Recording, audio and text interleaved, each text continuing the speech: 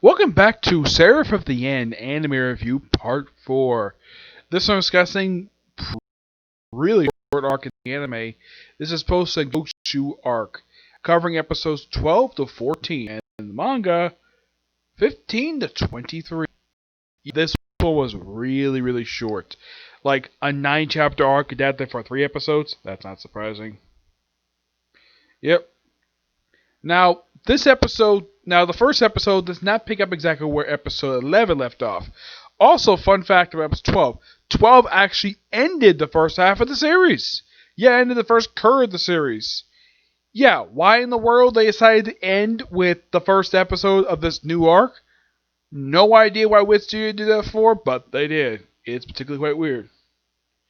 Now, we don't see the actual battle between the Hijika family and the vampires. Yeah, that surprisingly is not shown. In the manga, if you're curious, no, they didn't bother to show it.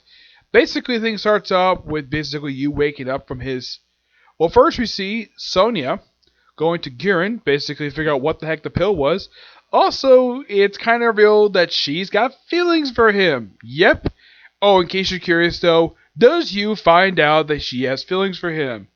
Yes. Doesn't happen until like a couple of this one. Yeah, he doesn't find out until the Usakaga arc. Yeah, that's when he finds out that she's got feelings for him. She's one of 2, by the way. The other one, of course, got a crush on him, but he doesn't really know about it at all. So, it's just a pill, just show off his ability. He kind of knew. It's stated that the Gearing kind of knew about Yu's hidden ability. That's the reason for the Devil Berserk thing. So, Yu was brought before the higher-ups to be interrogated. Well, basically, he tested against the top 3 officials. Well, not the main top one, basically one of the top officials. And, well, he's able to hold his own, despite the fact he's able to beat all of them. And then they bring in Senia and Yuriko to be tortured and basic information. Like, I mean, he's telling the truth, even though that they're hitting him. Like, he knows nothing about his past. Before he went to the orphanage, he knows nothing about it. Well, aside from the fact that his father tried to kill him when he was younger. Yeah, as for the human experimentation, they mentioned about his last name part of the sect. He's like, I took a last name because that was the orphanage basically I was sent to. That's why I took that name.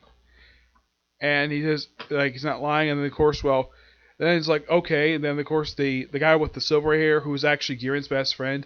And strangely enough, this guy is Sonia's older brother. Despite the fact he's adopted. Like, how many kids are part of this main family? It makes no freaking sense. So, they let go, and then, of course, well, you basically talks to him about, like, did you recruit me because of my hidden skill? He says, yeah, I did. And I need to go under training for my cursed gear. He says, well, that's the next thing I'm going to do. And that happens the very next episode. Well, Girin does not train himself. Nope, it's Sonia.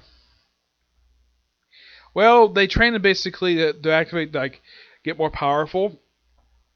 Like, first, it's... Apparently, Yucho did it off-screen with his bow. He's able to basically synchronize it really well. Basically, so Yu did first, so... Gives his blood to Asura, who shows him a hallucination of when he was younger, when his father tried to kill him. Of course, he's a kid still left behind. And he tells Asura that he wants to become friends with him. He's like, fine. And they share his power. Yeah, one thing I appreciate about Colin Clickenbeard, despite the fact, yes, this guy is voiced clearly by a woman, a very awesome voice actress, by the way, she gives him pretty much a good boy's voice. Basically, her own style of a boy voice. No, it's not the same voice she gives Luffy. Thank God for that. We don't need to have another Luffy. She gives her own style, per se. Though when he sheds blood, basically his eyes turn red, just like they when he was in the Berserk mode. But lucky enough, he didn't go Berserk. He just basically briefly shook, though they would stop him, and that was it. Yeah, he was not in that thing for very long. Nope. And then, Senna basically, he was next. Get flashback when he was younger, when his sister, when this is like, probably not, I'd say barely a couple years after what happened in the year 2012, where... Like, we see a bunch of buildings basically reduced to basically falling apart because, well, a lot of people were killed during the apocalypse virus outbreak. and his friends really want him to kill his sister so they can run with him, and he doesn't want to do that at all. His sister, who's actually the demon inside of a sword, well, eventually Corey defeats the demon and gets his power, and then they test out their power, and everyone's like very surprised that their power comes that strong. Okay, and then we also goes on with Mika, where you see that he gets brought before the council, like he's invited to the meeting, and here's a video of what happened in episode 11. And Curran, who's the queen, is upset the fact that he showed the video, though she tries to intimidate, try to like do that again, I'll kill you, those freed this. He says, if you kill me, your secrets go out. She's like, fine. And of course, Mika tries to console her, though she walks away. And, well, though when he's invited, basically, he's like stumbling. And pretty much, yeah. Well, he basically is offered to drink blood from one of the human livestock. He declines because the way that he frees Dewey is actually against the rules. Yes. So, there's that. But not much else to say about these 3 episodes. They're good. It doesn't really resolve much of anything, but it does set up some potential stuff for later. Oh, and also when they do the cursed gear training, they do it outside, which good idea. Do it in the middle of the street, though they end up basically wrecking a car while they're doing it. Yep. Oh yeah, and also Sunio basically can summon a coffin now, and you can summon a bunch of katanas. Good on him. But yeah, that's pretty much it for this particular review.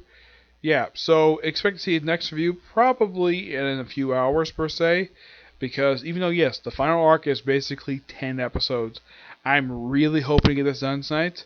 So yeah, so I'm gonna start watching as soon as I put this video up, and probably take the next 3 hours. Probably won't be till 10 o'clock by the time I finally finish this last arc of the series, which I will be discussing the ending of this arc and how way similar it is to the ending of the Gray Man.